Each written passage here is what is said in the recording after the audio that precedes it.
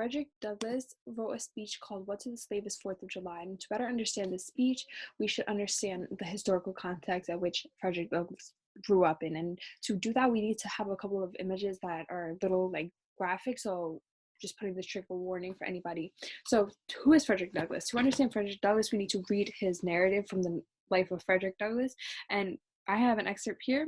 By far, the larger part of the slaves know as little of their ages as horses know of theirs, and it is the wish of most masters within my knowledge to keep their slaves thus ignorant. I do not remember to have ever met a slave who could tell of his birthday. The job of a slaveholder is to maintain ignorance in his slave, to keep control of them. Douglass learned early on that if he doesn't let the white people keep him uneducated, they won't be able to control him as well. And that was something that he learned early on.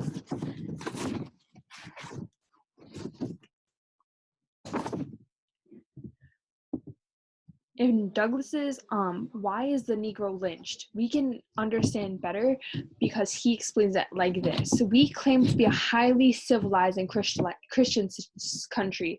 I will not stop to deny this claim, yet I fearlessly affirm that there is nothing in the history of savages to surpass the blood-chilling horrors and fiendish excess perpetuated against the colored people of this country by the so-called enlightened and Christian people of the South. Douglass describes these criminals as the Southern mob. Frederick Douglass says we need to stop glorifying this evil country and talk about the heinous crimes that were committed against Black people. The Christian society and the Southern mob are tied well together, and he provides a visual of how the white Southerners would gloat and torture the dead bodies of Black people. And according to the incredible facts about Frederick Douglass written by Reen, she describes how hard it was for him to learn how to write, how his slave masters would always try to hold him back from learning, and how Frederick Douglass was so determined that he would trade small pieces of bread to the white children in his neighborhood, asking them to to learn how to read a book that he would carry around. And this was how determined he was to not let the system oppress him and control him. Douglass's narrative also gives us an insight as to how he felt about being a slave. And he described it as, you are loosed from your moorings and are free, and I am fast in my chains and I'm a slave. And you move merrily before the gentle gale, and I sadly before the bloody whip. You are freedom's swift-winged angels that fly around the world, and I am confined in the bands of iron. Oh, that I were free.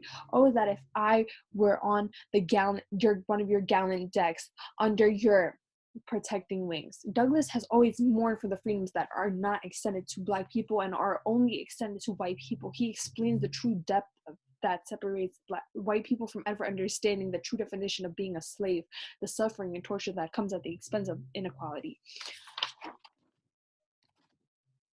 And in Douglass's 4th of July speech, now we can better understand at what he's talking about when he says, I shall see this day and its popular characteristics from the slave point of view. Standing here identified with the American bondman, making his wrongs mine, I do not hesitate to declare with all my soul that the character and conduct of this nation never looked blacker to me on this 4th of July. Whether we turn the declarations of the past or to the professions of the present, the conduct of this nation seems equally hideous and revolting. Standing with God and the crushed and bleeding slave on this occasion, I will name in the name of humanity, which is outrage, in the name of liberty, which is shredded. He calls the audience to acknowledge the fact that how Black people were treated in America. Relating to the articles of the UDHR, Douglass calls into question if Black people in America have the same rights as white people, which is to exist and freedom from threats and not to be unfavorably treated because you belong to a particular race/ethnic group. Without certain rights, Independence Day means nothing. And this country would go as far as torturing and killing Black people and then asking a Black person to stand on the stage next to a white man to talk about the freedoms that do not extend to him. That is the problem that Frederick Douglass has with the 4th of July. And it is the fact that the rights that are extended to white people are not extended to the Black people that he's talking about, which is the 8 million slaves that still lived in that time period.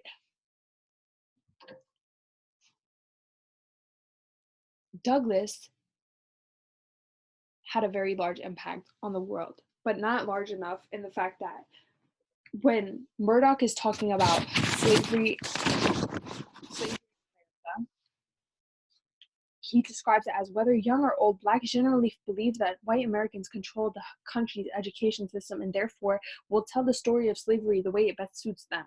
And the whole purpose of Douglass's um, speeches, and the reason why I'm adding this excerpt from Slavery in America, is Douglass's purposes for telling his speeches and writing his books was to inform Black people specifically and America of the heinous crimes committed against Black people, and to remind them and emphasize the importance of not forgetting what happened in this country, and enforcing that the people and our government are held accountable. And they can only be held accountable if everyone remembers and acknowledges the way that slavery is actually occurring and not the way that America wants people to view their history, the history of Black people. Thank you. The best way to acknowledge what Frederick Douglass was saying and everything that he said, to remember it fully, we also have to remember the people who have passed away after he gave these speeches. And I would like to pay tribute to Emmett Till, Sandra Bland, Michael Brown, Freddie Gray, Eric Garner, Trayvon Martin, Miles Hall, and anybody else who has passed away from the violence of white people in America. Thank you.